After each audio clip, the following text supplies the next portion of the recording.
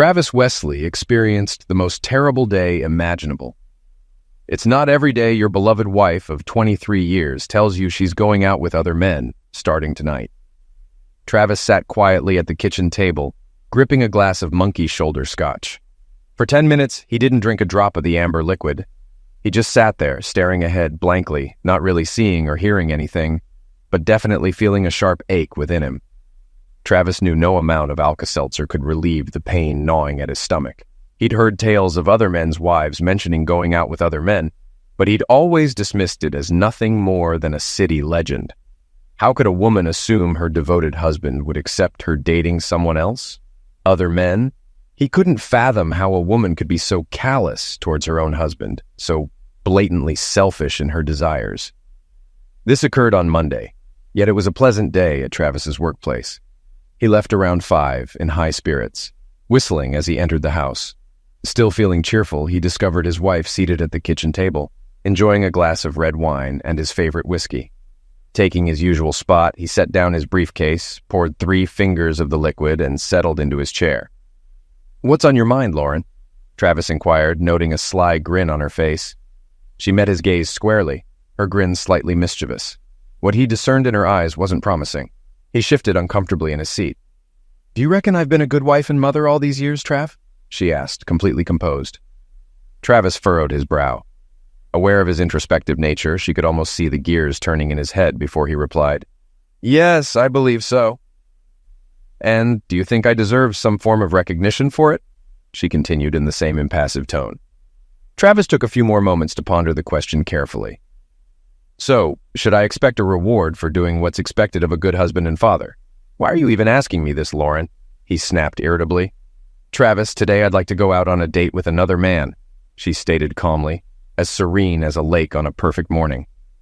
Travis was grateful to be seated. He felt a surge of bile creeping up his throat. His mind was like an erased blackboard, utterly blank as he struggled to process her request to go on a date with another man. Lauren regarded her husband with a look that made him feel like a foolish child, and she nodded slowly. "Yes, with another man, Trav. It's been 24 years since you and I became exclusive, and I haven't dated anyone else since then. I've been a loyal wife and devoted mother to our children, and I believe I deserve a night out with someone else. Just a chance to experience something new. Not seeking love, but seeking pleasure. Just lovemaking," she explained. "I'm 47, and I won't be attractive forever. I want to explore other options while I'm still desirable and can have them at my fingertips." Travis's jaw slowly dropped in disbelief. He knew he had heard his wife correctly, but surely she couldn't be serious, could she? He didn't even need to voice the question. Lauren nodded at him as though she could read his thoughts. "Damn," he muttered, as she rose from the table and ascended the stairs to change clothes. Descending moments later, Lauren looked stunning in a little black dress that hugged her figure. It featured a daring cutout revealing part of her chest without a bra, and it barely reached mid-thigh in length. Her makeup was subtle. A beautiful woman needed little adornment, and her long blonde hair was pulled back into a high ponytail. It was a sight to behold. Lauren noticed that at that moment, her husband was completely under her spell. "I won't allow this, Lauren," Travis declared, rising from his seat. "I don't know what you're thinking or what you're up to, but you won't go through with this while still being my wife." Lauren's bright smile twisted into a bitter grin. "You won't spoil my evening, Trav. You can talk tough, but deep down, you know you won't divorce me over this. Where else will you find a woman like me? You know it's true, and the kids will be furious with you for tearing our family apart. Toughen up, Travis. Let me enjoy myself for a while, and then it'll just be you and me again, growing old together. You love me, Travis. You don't want to be alone while I have plenty of options." A car horn honked outside. Grabbing a small bag, Lauren moved towards Travis, attempting to kiss him goodbye. He recoiled as if jolted by an electric shock, stepping aside. Lauren looked momentarily surprised and hurt. Then her expression hardened into anger. "I'll be back, maybe." As she mentioned leaving, he watched in horror as she exited through the door. Could his 23-year marriage really be ending? That's what it seemed like, he pondered. Lauren didn't even glance back at him as she departed. Researchers have confirmed a sad but undeniable reality. Individuals blessed with good looks often have an advantage in life over their more average peers. They easily form friendships, attract more attention, and even receive better grades from teachers. In Lauren's case, this proved true and only intensified when she turned 13 and fully developed her bosom. She quickly learned that a flutter of her eyelashes and a smile could win over almost any boy she desired. And for those boys who played hard to get, she simply emphasized her physical attributes a little more, sealing the deal. Like virtually every boy she encountered, Travis fell under Lauren's charm almost immediately upon meeting her. His family relocated to the city just before he started 8th grade. Meeting Lauren on his first day of school, he was instantly captivated. Travis, a talented athlete who was popular among his peers, eventually gathered the courage to invite Lauren on a high school date, and she accepted. They began dating and stayed together until the initial weeks of their junior year in the local high school. That's when Lauren ended things with the young man to pursue Landon Estes Jr., a starting player on the school's football team. At that time, Travis stood at 5 feet 4 inches tall and weighed 110 pounds, whereas Estes was 6 feet 2 inches tall and 190 pounds. Despite feeling hurt, Travis acknowledged the situation. He understood that Lauren was on a different level in terms of looks. In fact, most of the boys at school couldn't compete with her in that regard. Because Lauren was romantically involved with a football player, she socialized with the popular crowd at school, while Travis remained one of the many anonymous figures roaming the hallways. He dated and befriended a few selected students, but had no interaction with Lauren during his school years. He noticed that on the rare occasions they crossed paths, she treated him as if he were a total stranger. Initially angered by this, Travis eventually came to terms with it. By his senior year, Travis had grown 2 inches taller and gained 40 pounds. He was a handsome and athletic young man, though he didn't quite measure up to Lauren. But then again, few did. He attended prom with his attractive but not exceptional girlfriend. That night, they both lost their pureness to each other. Lauren was crowned prom queen, while her date was named prom king. They also had lovemaking after graduating. However, prior to this, she wasn't a maiden. Sometimes she manipulated situations to her advantage. Lovemaking was always part of the equation for any guy fortunate enough to date Lauren. After high school, Travis pursued accounting at Michigan State University. Over the course of his 4 years there, he dated several girls but didn't engage in any serious relationships. Meanwhile, Lauren studied marketing at Central Michigan University. She dated and slept with numerous men during her college years, even becoming involved with a marketing professor to improve a B to an A. After years of being desired, Lauren had become highly adept at the game. Through sheer coincidence, they both landed jobs in Grand Rapids after college. Nearly a year post-graduation, Travis and several co-workers were unwinding on a Friday night at a popular bar and restaurant when Lauren entered with 2 companions. All eyes immediately turned to the striking woman in the short green dress with a plunging neckline. Lauren hardly acknowledged the attention. By then, it had become routine for her. "Who's that goddess?" Steve White exclaimed to the entire table of co-workers. Without pause, Travis instinctively responded, "Ladies and gentlemen, meet Lauren Soames, goddess, and my middle school sweetheart." Every head at the table turned from the woman to Travis, many gaping in surprise.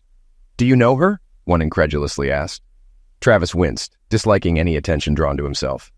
"We were about 14. Once high school started, I became invisible, and she ignored me for all 4 years," he muttered quietly.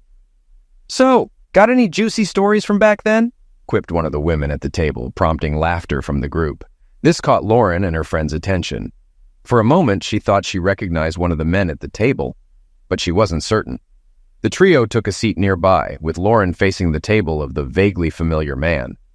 "Dude, why not go over and say hi?" White urged. "You're practically drooling, Steve," joked Casey Gardello, another colleague. "She acted like she didn't know me for 4 years. I don't get why she'd remember me now," Travis muttered, nodding in agreement with several others. Meanwhile, Lauren observed the man while enjoying her meal. Then, she snapped her fingers and pointed at him. "It's not wise, Lauren," cautioned one of her friends. "Pointing at someone in a restaurant could lead to trouble in certain places." She paid no heed to her friend's comment. "I'll be back shortly," she declared. "I need to greet an old friend." Lauren practically leaped from her chair and strode over to Travis's table. "Trav, hello. So happy to see you," Lauren exclaimed as she approached him. Travis rolled his eyes at his friends before turning to face his former classmate with a forced smile. "Lauren, it's nice to see you," Travis responded, almost devoid of emotion. Rising from his seat, Lauren closed the distance between them and tenderly kissed Travis on the lips, placing her hands on his shoulders. Their colleagues sat in disbelief. Travis, too, was taken aback. Lauren noticed and flashed him a smile that wasn't entirely innocent. She felt at ease playing this game, knowing he couldn't reciprocate. "Let's head back to our table. I'll introduce you to my friends," she suggested, taking his hand and practically pulling him along.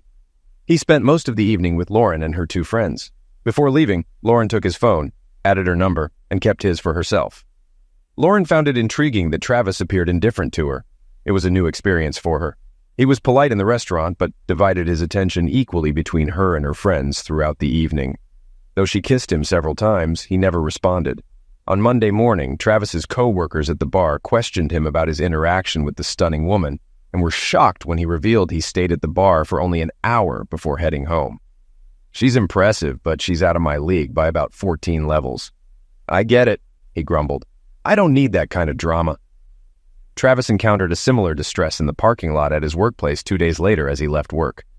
He muttered to himself upon spotting her waiting by the car, though he reluctantly acknowledged that, dressed in a size too small, she exuded undeniable allure. "Why didn't you call, Trav?" she murmured softly as he approached. Travis fought the urge to widen his eyes as he scanned Lauren's figure like a starving man glimpsing his first meal in weeks. Her low-cut top was unbuttoned down to her cleavage, and the hem hovered just about 5 centimeters below her waist. "Damn," he muttered under his breath, as she leaned in to wrap her arms around his neck and plant a kiss on his lips. He found himself powerless as she pressed against him, his hand instinctively slipping around her waist, inadvertently grazing her backside clad in underwear as her dress rode up. Her tongue slid into his mouth like a serpent, and abandoning his briefcase, he seized her other part of rear, the kiss extending indefinitely. After what felt like minutes, they parted, and Lauren readjusted her dress to conceal her undergarments. Several colleagues, stunned, quickly departed in their cars. They dined at a restaurant outside the city center, enjoying their meal. Though Lauren frequently tugged at her dress, both Travis and the young waitress appeared entertained by her struggle. Travis remained cautious of Lauren, but in the presence of a seductively dressed goddess, he was defenseless. His best hope was to perform admirably in bed that night. "Oh my God," Travis murmured to himself as he gazed at the undressed Lauren for the first time. This woman was the goddess Travis had always envisioned. If this was his only chance to give it his all, he had to ensure that lust didn't overshadow his emotions. Sated, they lay facing each other, locking eyes. Lauren grinned lasciviously. "I made a huge mistake years ago," she whispered. "You're incredible. Who knew? If only I'd realized. We've wasted so many years, Trav." Lauren recognized potential when she saw it. Though Travis didn't match her in looks, he was handsome, fit, and seemed destined for success, and he excelled in bed. "I thought she was speaking to herself," Travis admitted. Despite Travis's reservations, primarily about her self-esteem, their relationship flourished. While her physical beauty was evident, he gradually fell for the person Lauren truly was. "I purchased an engagement ring, but before proposing, we sat down to discuss our views on fidelity," Travis stated as they settled at the table for a serious conversation. "What occurred in the past remains there. The same applies to me, but I need clarity about the future. Moving forward, I want full exclusivity between us. No exceptions. If you doubt your ability to commit to this for us, I need to know now." He placed a small black box on the table between them. Lauren locked eyes with Travis, then glanced at the box. "I will never betray my husband, never," she declared as Travis opened the box. Travis recalled her words. Apparently, his wife didn't consider this betrayal, given the advance warning. He knew that wasn't the case. She hoped he would interpret it that way, because if he didn't, he wasn't truly accepting it. Travis knew Lauren had countless opportunities to stray over the years, yet as far as he knew, she'd rejected them all, as a faithful wife should. She was a perfect 10, no, a 12, while he considered himself a 6 at best, leaving plenty of room for someone more physically compatible to catch her eye. "Assuming she didn't have an affair I'm unaware of, she's been a true wife for 23 years, Travis pondered. He should have been grateful for those years, but he wasn't. When he said, "I love you," he meant forever, not just a paltry 23 years. In fact, not a week went by without Lauren receiving proposals, not just from men, Travis added. She knew she wasn't just beautiful, she was extraordinary, a rare goddess among the merely beautiful.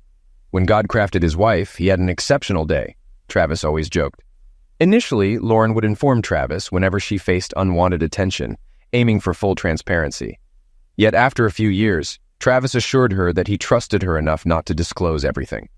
He only wished to be informed if the unwelcome advances persisted after her initial rejection, so he could intervene if necessary.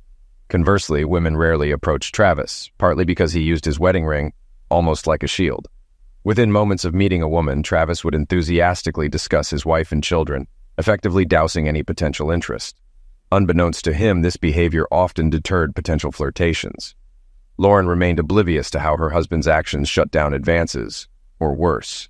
Their almost fairy tale marriage endured for 22 years, until Rosa Esposito entered their professional realm, working at the same public relations firm as Lauren.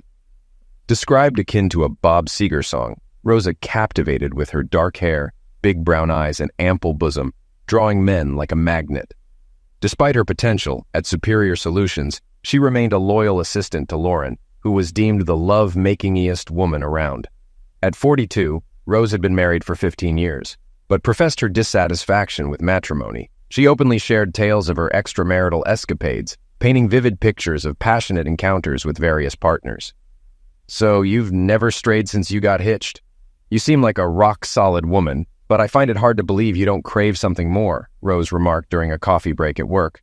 "Well, I'm not saying I'm not curious, but I'd never betray Travis," Lauren responded. In recent months, she noticed a decline in attention from men at bars and restaurants, with younger women often receiving the looks she once commanded, sparking doubts about her allure. "Let's play the what-if game. What if your hubby gave you the green light? Then what?" Rose inquired. Lauren's expression revealed she had never contemplated such a scenario before. Thoughts raced through her mind. "I suppose if I had his blessing, it would change everything," Lauren admitted with a mischievous grin. "Ever thought about asking for it?" Rose suggested. "They say everything worth having is worth asking for." Lauren had never considered this possibility before. Her face flickered with intrigue before darkening with uncertainty. "He'll never grant me permission. Never," Lauren asserted. "Should I do everything for you?" asked Rose. "Implicit permission. Tell him, then take what you want, regardless of his answer. Convince him he loves you enough to allow it, that you can navigate this together. Love isn't the issue. You love only him." Travis stirred at the sound of a car nearing the house, realizing it was past 3 a.m. Glancing at the half-empty bottle of Woodford Reserve, he quipped to Lauren as she entered. "Great night, huh?" He scrutinized the caricature his wife had become. Disheveled hair, absent makeup, rumpled clothes. She seemed more smug than remorseful. "I could say the same to you," she retorted. "You didn't have to wait up. You know I'm going to bed. And you, maybe. But never again with you," he shot back. Lauren shot him a look of disdain and ascended the stairs. Travis poured more bourbon and resumed watching ESPN. He spent the night in his recliner, stomach grumbling. By 9, he prepared breakfast. As he ate, he heard the shower in the master bathroom. Typically, Lauren would descend in a robe, hair wrapped. Today, she emerged impeccably dressed and made up. "Did you leave me anything to eat?" she asked. "I made coffee, but you can cook for yourself. And since you're dressed at home, now's the time to talk," he stated firmly. Lauren was surprised by Travis's stoicism. She had expected him to rage irrationally, easier to manipulate. Rational Travis made conversation more challenging, she realized. "Don't you want to hear about last night?" she asked meekly. Travis detected her air of superiority. Did she truly believe he wanted to hear about being betrayed? Hardly. "I want to know your vision for our marriage moving forward," Travis replied evenly. "As I mentioned yesterday, I plan to explore other men over several years. Just lovemaking, no love. I love only you. But I want the thrill of something new. You're amazing in bed, but I crave variety. I want to experience other men while I'm still desirable. I've devoted 23 years to you without a thought of betrayal. I seek the excitement of the unknown. You're incredible, but I desire some diversity for a while. Then we'll ride into the sunset together, and I'll be grateful for the experience. Spoiling you exclusively for the rest of our days," Lauren explained. Travis listened intently as Lauren spoke, preparing toast and jam for his coffee. He found her manner of buttering toast while discussing his life's most crucial matters rather detached. He had numerous questions. "Is it all about seeking variety? Am I insufficient for you?" he inquired with a strained voice. Before she could respond, he interjected, "So you propose an open marriage for a while, then returning to monogamy later. Does this imply I can see other people too?" Lauren struggled to stifle her giggles. The thought of her sweet, reserved husband asking another woman out was simply amusing. Travis was the most earnest about marriage of any man she had known. However, if this was what it took for him to theoretically agree, then yes, she affirmed. Naturally, I expect it to be purely physical for you as well. Travis raised his eyebrows and shrugged. Lauren didn't grasp the significance of this gesture, but she had an inkling. Would you like to go out with Rose? She's a nice woman from my office. I'm sure she'd be delighted, Lauren proposed, knowing her friend would be willing to help her achieve her goal of remaining married while pursuing other carnal partners. Travis looked perplexed. The lustful 21-year-old bachelor in him desired Rose, but the responsible 47-year-old married man knew he couldn't indulge. I'd be happy to go out with Rose, but no, honey, thank you. That'd make me as much a cheater as you were last night, he stated. Lauren's initially smiling face twisted into a grimace of anger. I am not a cheater, she shouted. Well, if you say so, honey, he responded far more seriously than she anticipated. But I still don't agree to this. You'll come around, honey, because I'm doing it regardless, she retorted. On Monday morning around 11 o'clock, Rose entered Lauren's office and noticed her discontent. To hell with that close-minded fool, Lauren muttered, shutting the door behind Rose. Darn it, he even turned down a date with you, Rose frowned. I didn't realize I was on the table, but forget it. How could he resist this? She remarked, gesturing to her body. How was the date? Did you have fun or did Travis spoil it? Rose inquired. The date was amazing. Jonas certainly knows how to please a woman, Lauren gushed. God, it's been ages since I've been with another man. I definitely appreciated the change. Who do you think I should try next? They both burst into laughter. Lauren found solace in the absence of immediate divorce papers. With minimal interaction between them, she opted not to inquire about Travis's intentions. Unbeknownst to his wife, Travis wasn't eager to rush into divorce. He held on to hope that she'd come to her senses and halt her foolish plans of infidelity. He believed forgiveness and moving past her transgression were possible if she abandoned her reckless pursuits. His optimism grew when Lauren skipped a date the following week. Despite their continued bedroom separation and strained communication, he saw a glimmer of hope. However, on the next Friday evening, Lauren was once again impeccably dressed, seemingly prepared for a date. Are you seriously considering this again with the same guy? Or are you eyeing someone else this week? Travis queried sharply. Damn, Trav, did you not hear anything I said? This isn't about you. It's about me fulfilling desires before I lose my allure. It's not that I want you any less. I just crave more variety. You get it? I'm constantly pursued and I just want to indulge. But I'll always come back to you, she explained. What if I don't want you to come back? I won't share you. I won't stand by while you enjoy yourself. This isn't who I am. I won't wait as you test half the men in town. One date, maybe I could stomach, but twice? It's utter disrespect. Betrayal. Spending all night out? Partying? We're finished. That's not my purpose on this earth, he asserted. Wah, wah, wah, wah, wah, wah, she mocked, wiggling her fingers. You don't want to lose me. It doesn't have to be all or nothing. Last week, Travis instructed his lawyer to prepare all the necessary documents, hoping they wouldn't be needed. He intended to call his wife Monday morning, but first he had to inform his daughters. When he called them that evening, neither Jackie, 21, nor Michelle, 19, appeared outwardly surprised. But upon speaking with both, he realized Jackie may have had an inkling. So you knew she was heading toward this disaster and didn't tell me? He exclaimed over the phone. You don't think I deserved to know what was happening? Please, Daddy. I was in a tough spot.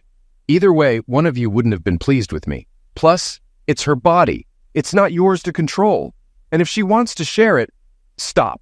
Don't go on, Travis interjected.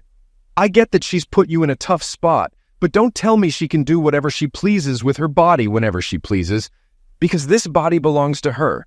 Dolly's vows abolish discussion about her body. I understand, but... he started before she cut in. Damn, Daddy. I'm sorry, Daddy, she murmured. When Lauren came in at 2 a.m, Travis wasn't around. Despite being an hour earlier than her last outing, she seemed a bit more disheveled. Gabriel Esposito was a hefty, powerful man, possibly the strongest bed partner she'd ever had. By night's end, she could barely move, anticipating a couple of bruises from his grip by tomorrow. Overall, it was a fantastic night. She figured she could see Gabriel again sometime. Receiving divorce papers at her office on Monday morning left Lauren shocked and embarrassed. She broke into tears and rushed to the ladies' room, where Rose found her shortly after. You should have expected him to serve you. Rose remarked. He's trying to hurt you back. Men can be so childish, seeking retaliation. Give him a week to stew alone. He'll come crawling back. Pulling herself together, Lauren returned to her desk, grabbed her phone, and dialed her husband's number immediately. How could you do this to me in front of everyone at the office? I know you're hurting, but I deserve better, Trav, she practically yelled into the phone. After 23 years, don't I deserve more than you deciding on your own to open our marriage? If I'm not right for you, couldn't you have given me a heads up so we could part ways like adults? I don't want civility. I don't want a divorce. I still love you, she sobbed. I still love you, but every time you sleep with someone else, that love fades, he growled. My love isn't bottomless like yours. I always believed that. Maybe we were both wrong.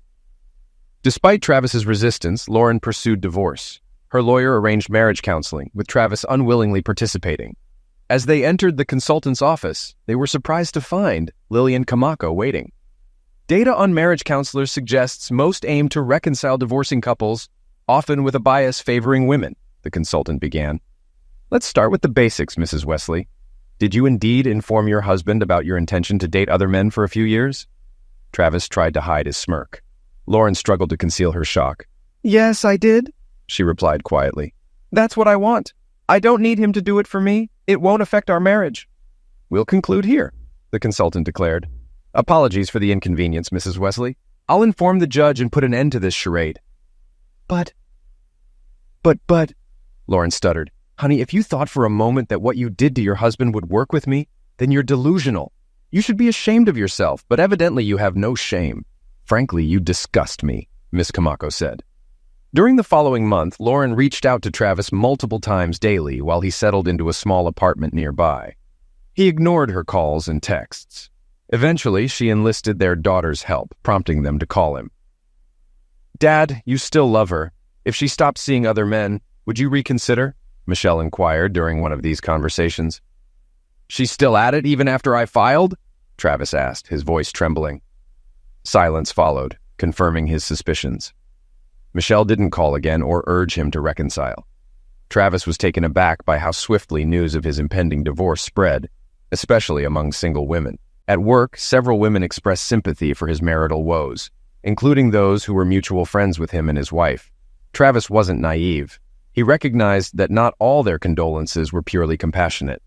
Connie Mayung, a longtime friend of his wife's, called to express her condolences and almost overtly offered him emotional support. Travis was surprised by her open flirtation, considering she had never shown interest in him throughout their acquaintance. I wouldn't pursue a friend's husband. That's just wrong, she assured him. But now that you're single, things are different. I'm interested in you. Surprised? I'm flattered, but I'm not officially single yet. Connie, we won't start anything until after the divorce. I may be old-fashioned, but I won't cheat, Travis insisted. You're such a Boy Scout, Trav. That's one of the things I admire about you. Can you at least set me up on a date once you're free? Connie requested. Of course, Travis agreed. But I don't want to disrupt your friendship with Lauren. You've been friends for years. I appreciate your consideration, but I shouldn't let an opportunity pass just because it's unconventional, Connie replied. Maybe I'll give you a call when I'm off the leash, Travis joked. Connie, an attractive Asian woman standing at 5 feet tall with a toned physique and waist-length black hair, was certainly appealing to Travis, who found it surprising that she showed interest in him. True to his word, Travis contacted Connie on the day his divorce was finalized. They went out for dinner and to a local jazz club that Saturday evening. Connie noticed Travis's unease and remarked on it. I feel like a clueless teenager, he confessed. It's been over 26 years since I went on a date with someone other than Lauren. Are you telling me the contraceptive in your wallet is the same one from your last date before Lauren? She teased. Should I have brought one? Damn, I didn't even think about it. Well, I'm definitely out of practice, Travis admitted. At the end of the night, Connie kissed him gently, leaving them both feeling content. Travis promised to call again. Removing his wedding ring on the day his divorce was finalized didn't seem significant to Travis, but apparently it was a big deal to single women. Several female coworkers noticed the absence of his ring and commented on it, leading to a noticeable increase in flirting in the office. This was uncharted territory for Travis, and one day during lunch, he confided in his best friend at work about the sudden attention. Wow, there are so many stunning women in this office. How did I not notice this before? Travis exclaimed. You, my friend, were the epitome of a henpecked man. Robert Ardito remarked. You were so head over heels for her that you didn't even see other women as attractive. Sure, she's beautiful, but you let her control you, and maybe that was part of the issue. She's always testing boundaries. There's value in that.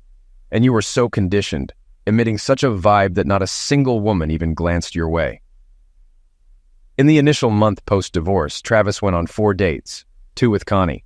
While he hadn't yet slept with any of them, that wasn't his aim. By the second month, demand remained high, and he ended up sleeping with 2 women. Travis's daughters, who had been more in touch with their mother than him lately, repeatedly heard her claim that while she could attract any man effortlessly, their father struggled to find companionship, let alone a steady girlfriend. Feeling sorry for their father, they paid him a surprise visit one Saturday morning about 2 months after the divorce. Travis wasn't pleased about being awakened at 8:36, especially after entertaining his guest late the previous night. Sonia, a buxom 25-year-old, was the daughter of a friend in need of a reliable escort for her wedding. The evening went so well that they decided to continue it at Travis's apartment. Just as Sonia was asleep in his bed, Travis, clad in a robe, opened the door to find his daughters smiling with bags of breakfast goodies. "What's going on?" he asked, surprised as they entered. "Hi, Dad. Can your 2 favorite daughters join you for breakfast?" Jackie chirped as they unpacked the bags. After exchanging kisses on the cheek, Travis led them to the kitchen table. They were midway through the bagels when Sonia emerged from the bedroom in one of Travis's shirts, partially unbuttoned and likely nothing else. "Sorry, didn't know we had guests, baby," Sonia said. "Mom said you call the shots." Both girls blushed as Sonia poured herself coffee. No, Sonia, these are my daughters, Jackie and Michelle," Travis clarified, pointing to each. "We were having breakfast, bagels with salmon." Sonia giggled, causing her ample, braless bosom to jiggle. She brushed against Travis's arm and settled into a chair beside him. The 4 engaged in casual conversation until Jackie broached the topic of Travis's recent interactions with Lauren. His mood shifted, marking the first time he felt bothered in days. Until that moment, he believed it nearly impossible to be upset around Sonia, despite her being a bit too much for his 48-year-old self. "I have to admit, Dad, we thought you might be missing Mom already," Michelle remarked. "We know she misses you, but we thought when you were gone, she'd be living her best life. I know I was her anchor, though. She's been entertaining them 2 at a time in our old bed." "Dad," Jackie exclaimed as Sonia giggled and Michelle frowned. "She's not promiscuous, you know. Seriously, consider this for a moment. How many different guys has she slept with since we broke up? And those 2 I knew about before I left." Both girls blushed and cast their gaze downward. "Wow, if it's 2 guys a month for, 10 months? That's 20 different guys with 3 guys a month. 30 for me. That's a lot of guys," Sonia remarked. If looks could eliminate, Travis's daughters would have put Sonia 6 feet under in seconds. She was well aware of this. "Hey, don't blame me if a woman can't keep her legs shut," Sonia quipped. Children, let's not ruin my good weekend," Travis intervened. "Sorry," all 3 young women muttered simultaneously. "So, are you 2 an item?" Jackie asked Sonia quietly. "You don't look much older than me." "Your dad said we're the same age. But don't worry, I won't ever be your stepmother. We're just friends. He's a great guy. He was my date at the wedding reception last night, and he's kind of a hottie. Did I mention he's a great guy?" "Well, we can agree he's a great guy, though we know he can be a bit of an idiot at times," Jackie remarked. "And yeah, he's kind of attractive for someone old enough to be your dad." Now it was Sonia's turn to blush. Travis blushed too. "Hey, babe, remember we have lunch with the newlyweds' families at the hotel at noon? I need to shower and grab some clothes from my place before we go," Sonia reminded. Both daughters rolled their eyes at their father. "Mom, she's my age," Jackie informed her mother during lunch a few weeks later, and it didn't seem like a one-time thing.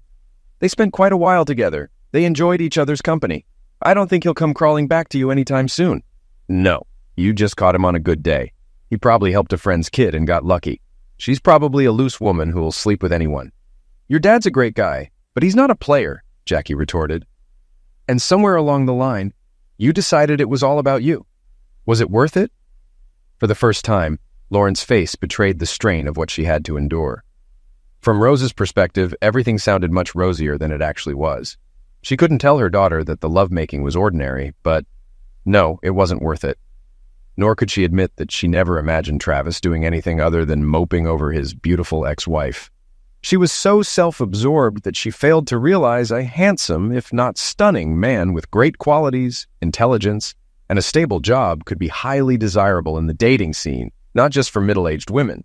She knew post-divorce Travis dated several women, including her old friend Connie, and now with some young, promiscuous woman the same age as their eldest daughter. Instead of wallowing at home, he went on dates like a single 20-year-old and garnered more attention than he deserved. When she discovered her friend was dating her ex, she kept it to herself, assuming it was out of pity. But when the second date happened, she confronted Connie privately, her voice noticeably raised. "I thought we were friends, Con," Lauren exclaimed. "You're supposed to have my back. Women need to support each other." "But he didn't hurt you, Lauren. He's a good guy. Amazing, actually. He's everything I look for in a man. Why shouldn't I date Trev? Women are lining up for him. He's prime dating material, and he's a true gentleman. Plus, he's great in bed. I'd go out with him anytime he asks. How could you push away such a catch?" Lauren stood in silence, gaping at her friend. She was starting to realize that her error was snowballing. She loves Travis and despises returning to an empty house each day, dreading sleeping alone at night. Travis, on the other hand, never envisioned his life becoming so eventful. He would have been content with his old mundane routine, yet, apart from that, life was treating him well. Work was fulfilling and his social life was vibrant. He enjoyed the company of women of various ages, with many of his dates leading to closeness. He wasn't actively seeking a long-term commitment, but he relished the variety. There was more to life than being married to a beautiful woman. Marla Goodling sported shoulder-length silver hair with streaks of purple, pulled back into a ponytail beneath her Chicago Cubs baseball cap. Her snug blue Cubs t-shirt accentuated her ample chest, while her light blue Levi's hugged her figure like those of a 20-year-old. Despite being 60 years old, seated in the left field bleachers at Wrigley Field, she garnered more than her fair share of attention. Among those admiring her was Travis Wesley, the ex-husband of one of Marla's longtime employees, Lauren Wesley. Travis and Marla attended a Cubs game as part of a weekend getaway to Chicago. Marla had worked alongside Lauren Wesley for over 15 years. "I've met Travis at several company functions where he accompanied his then-wife, and I always found him to be handsome and pleasant," Marla reminisced. She knew that Travis and Lauren had divorced about 2 years ago, while Marla herself had been widowed for around 5 years. Her husband had passed away in a car accident. During this time, she had only been on one date, after which she decided to obtain Travis's phone number. Yes, Travis remembered her. He found it hard to forget a woman who exuded both elegance and beauty. He would be interested in having dinner with her. Absolutely, he agreed. This occurred several months prior to the present moment. Their initial date unfolded at a high-end restaurant, followed by a concert at the Philharmonic, with Marla providing tickets. The evening concluded with a kiss at her doorstep. Their second date involved a Saturday hike, during which Travis took intermittent breaks, prompting giggles from Marla. It turned out she and her late husband were avid hikers and climbers. Despite Travis's belief in his fitness, he discovered he was mistaken. He also learned of Marla's toned physique for her age and captivating gray eyes. The date culminated in tender lovemaking on Marla's living room rug following a passionate makeout session on her sofa. Her blend of sophistication and girl-next-door charm intrigued him. Marla enthusiastically agreed when Travis suggested a weekend of sightseeing in Chicago as their third date. On their first outing, Marla mentioned to Travis that she had no intention of informing Lauren about their relationship. While she wouldn't deny it if asked, she had no intention of broadcasting the fact. Marla also informed Travis that Lauren had informed her colleagues that she and Travis were divorcing due to irreconcilable differences. Travis reiterated the same story he had told others. Lauren had cheated on him with at least 2 other men, without delving into further detail. In the 2 years post-divorce, Travis has fostered several robust relationships and relished what he deems an exceptional bed life. His partners held him in high regard, with some aspiring to be more than just partners. While Travis aimed to rebuild trust in women and pursue marriage, Lauren had different intentions. As she had disclosed to her then-husband before their initial date, she sought only carnal gratification. Though still alluring to many, she wasn't seeking emotional connections like most of her companions. This fundamental contrast between the ex-partners posed an issue for Jackie, deeply involved in wedding preparations funded by her content father. When Lauren suggested to Jackie that both parents attend the wedding unaccompanied to ease tension, Jackie readily agreed and relayed the idea to her father over lunch that week. "Is this your brilliant idea, or your mother's?" Travis inquired sternly. I intend to bring a lady with me. I'm footing the bill for this affair, and I plan to enjoy it with my companion. Have you taken dance lessons as I have, specifically for my wedding? It's rather endearing. No buts, Jackie. She's evidently trying to pressure me, acting selfishly to sway the situation in her favor. I'm sorry, but I won't attend my daughter's wedding without a date. If you lack the courage to inform her, then I certainly will. She can come alone or with a companion of her choice. I'll bring mine, Travis asserted. Understood, Dad. I'll talk to her. I appreciate your perspective and am eager to see you dance, but could you perhaps bring someone closer to your age? I can accommodate that, but do watch Sonia and me dance. Travis beamed, receiving an equally wide smile in return. Travis escorted Connie Mayong to the wedding, despite their disagreement over the sea green dress he purchased for her. Travis reasoned that as the father of the bride, clad in a tuxedo, she required a new dress, which he gladly financed. And I'm aware it necessitates shoes, he added with a grin. Walking his eldest daughter down the aisle proved to be one of the most bittersweet experiences for Travis. It was everything other fathers had described, yet he acknowledged it was a wonderful day. He, Connie, and his children reveled in the festivities, dancing late into the night. The only discordant moment arose when his ex-wife arrived with her own date. While Travis remained indifferent, the man spent much of the wedding leering at Travis, and later, at several women, behaving like a boorish drunk. Upon Jackie's request, Lauren swiftly escorted the man out, visibly embarrassed. In a brief encounter in the restroom, Lauren confronted Connie, accusing her of stealing her man. Connie calmly denied the accusation, stating Travis had divorced Lauren before they began dating. Lauren fell silent, allowing Connie to exit without further altercation, unwilling to mar the family's special day. A few months after the wedding, Michelle visited her father and appeared uneasy. Travis observed her for a moment before probing, "Okay, Mitch, what's up?" "You've seemed kinda on edge all evening." Michelle blushed deeply and began to stammer. Travis sensed something was amiss. Dad, you know Mom sometimes talks about reconciling with you, about winning you back once she stops seeing other guys. Did you two, have any closeness or anything?" she asked. "My personal life isn't your concern, young lady," Travis snapped. "But no, I didn't sleep with your mother." "And what?" "Well, the thing is, she has an STD, Dad. I overheard her conversation with her friends, and she mentioned having syphilis," Michelle disclosed quietly, avoiding her father's gaze. Travis looked surprised, then saddened as Michelle watched him from the corner of her eye. "I guess you're telling me because you're worried about me," Travis said. "But it's standard protocol to inform all potential partners about the disease so they can get tested." "I didn't know that. I was just concerned about you, Dad," she replied. "I know Mom is still seeing other people. Some of my friends warned me that she's quite promiscuous. It's always awkward when a friend tells you your mom isn't perfect." A few days later, Travis received an unsettling call from Marla. He realized she shared Michelle's concerns, likely also worrying about her own health. "If you're wondering whether I slept with my ex, the answer is a resounding no," Travis assured. "Believe me, Marla, I understand your worry, but I can't control my ex's actions."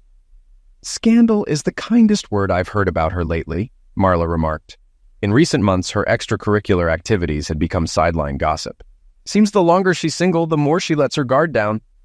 Lauren leveraged her STD as leverage to win Travis back. Satisfied with her past experiences, 6 months after being declared cured, she plotted her reunion. She still harbored some resentment toward Travis for initiating their divorce, which wasn't her original intent. She assumed he wouldn't dare divorce someone like her, thinking it unlikely he'd find someone of her caliber. Her plan might have succeeded if other women hadn't pursued Travis. Confident in her allure, she couldn't fathom Travis being as drawn to others. "I know he's great, but can't these women see he's not on my level?" she lamented to Rose one evening as they sipped margaritas, awaiting their dates. Rose encouraged her friend's lifestyle, underestimating Travis's depth. Expecting Travis to sulk while she enjoyed herself, Lauren and Rose kept tabs on him post-ultimatum, only to find his post-divorce bed life rivaled hers. If Lauren were honest, she might admit her ex-husband's emotional fulfillment seemed superior. While Travis genuinely enjoyed dates, Lauren confined herself to her circle, though without closeness. After her STD scare, she noticed a prolonged lull. Maybe it was time for her and Travis to reunite, she mused. Travis was taken aback by the voice on the other end of the line. He hadn't spoken to his ex-wife in almost 2 years. One of his daughters must have given her his new cell phone number. While he hadn't forbidden them from doing so, He made it clear he saw no need for direct communication with her again. "Hi, Trev," she cooed in her sweetest tone. "I think it's time for us to talk. And I thought we agreed not to talk until Mikhail got married. But since that hasn't happened yet, maybe we'll go back to silence," Travis replied. "Still the same Travis, still trying to deny that you love me. But deep down, you know you want me back," she persisted. "Still the same Lauren," he retorted. "You still think everything revolves around you. Look, Trav, I know you're still angry with me, but I truly love you. Maybe I should have just cheated on you and kept it hidden, but that would have been deceitful," she admitted. "It was still cheating, Lauren. Just because you told me you were going to do it doesn't make it any less real. You did it because you thought I'd never leave you. Do you think so little of me?" Travis said. "I know you think you're a 10, hell a 12, but beyond that, you're beautiful. I don't need to live in your shadow. The past few years have shown me I'm more than just the husband of a beautiful woman. Other women want what I have to offer and are willing to reciprocate emotionally. My recent years have been wonderful. Why would I want to date a selfish woman again who clearly doesn't respect me and no matter what she says, doesn't love me the way I loved her?" Loved in the past tense, he concluded. After hanging up, Travis turned to the woman beside him. "Ready for round 2? He asked Sonia. Sonia eventually found her soulmate and married him, but Connie and Marla continued their relationship with Travis. He loved both of them in his own way, but never remarried. They too loved him in their own way, and both women accepted this dynamic. Several years later, both were invited to his second daughter, Michelle's wedding. This displeased Lauren, who didn't invite her boyfriend. She complained to her daughter, but Michelle didn't sympathize. "After me, Jackie, and her family, Connie and Marla are the 2 closest people in Dad's life," Michelle replied. "They love him for who he is and prioritize him over their own selfish interests, which not everyone can say about themselves. He was yours, and you left him for more lovemaking. Why? Simply because you feared aging and thought he had no other options, that he'd never leave you, not for anyone or anything." Travis was content with his life, even if it wasn't his first choice. He left a situation he deemed unacceptable. Lauren's life wasn't one of loneliness and regret. After all, she was still attractive, and beautiful women often just need to show up for men to take notice. Lauren was frequently approached and had several short-term relationships. However, none of them blossomed into anything lasting. Reflecting on her choices, Lauren regretted telling her then-husband she was leaving him, still unable to accept that Travis had given up on her so easily. How could she have misjudged the situation so severely? She was a 12 out of 10, but he was only a 6. It shouldn't have ended this way.